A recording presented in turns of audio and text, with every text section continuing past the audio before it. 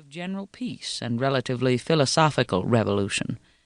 It is unwise to make precise predictions in advance, but I see no reason why the presidency cannot be kept within the limits of a fourth volume, and the years of retirement covered by a fifth, if the strength of the author and the patience of the publishers and the public will hold out that long.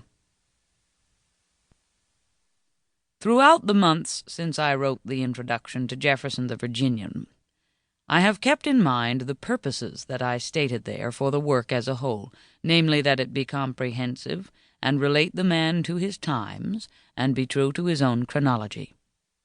A work of historical biography like this, predominantly narrative in form, does not lend itself to ready summary, but I will make a few observations in the light of these avowed purposes.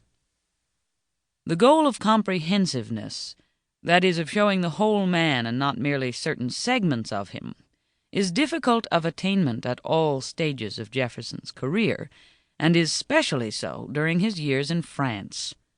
He was a public official, engaged in diplomatic activities which seemed relatively unrewarding at the time, but are of genuine historical importance, since they foreshadowed later policies and attitudes. I trust that I have treated these with sufficient fullness. His time was far less absorbed by routine tasks, however, than it was after he became Secretary of State at home, and the vaunted scene of Europe offered this man of vast energy and curious mind personal opportunities such as he had never had before, and was never to have again. Despite his nostalgia and his sense of the futility of Parisian life, it seems that in France Jefferson was better able to do the sort of things he wanted to do, and to be the sort of man he wanted to be, than he ever was afterward while in public office. Never again did he live so well, or indulge his tastes so freely. Never again, until his final retirement from public life, could he be to such an extent and for so long a time a detached philosopher. He may have preferred the rural atmosphere of Monticello, as he always said he did. But this highly cultivated man became well-oriented in France, and he lived there a life of extraordinary intellectual and spiritual elevation.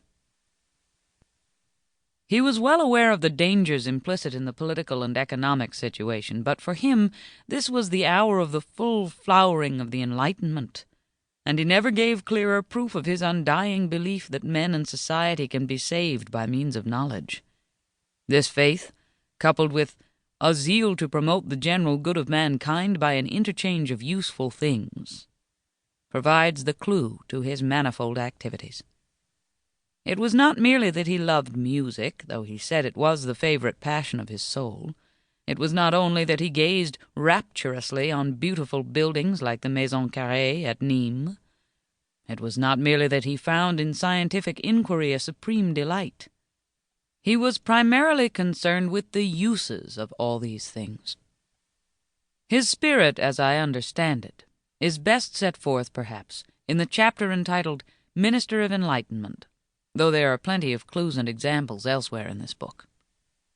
He believed that men could become free and happy if they came to know more about everything, and there was a utilitarian cast to all his thinking. Thus, when he spread information in Europe about his own country, when he sent home books and architectural drawings, when he reported agricultural conditions in France and Italy and Germany, he was in the fullest sense a public servant. At the same time, this was one of the richest periods of his life in private friendship.